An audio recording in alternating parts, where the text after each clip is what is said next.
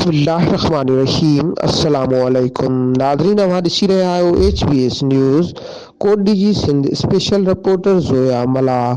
दरगाह Abhan Shah welfare association जी office में Abhan Shah welfare association जूं सालियानी चूंडूं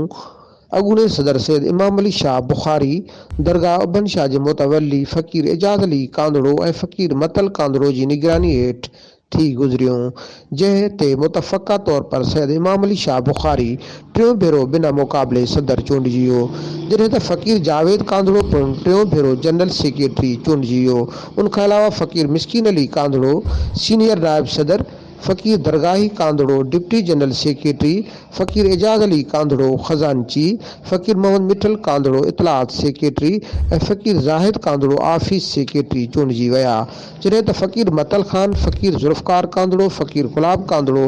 समेत 50 मेंबर चूंडिया विया। बिना मुक़ाबले चूंडियल सदर सैयद इमाम अली शाह बुखारी ऐं ॿियनि समूरनि उहिदेदारनि खे दरगाह अभन शाह सरकार जे फ़कीरनि गुलनि जा हार पाराया ऐं गुलनि जूं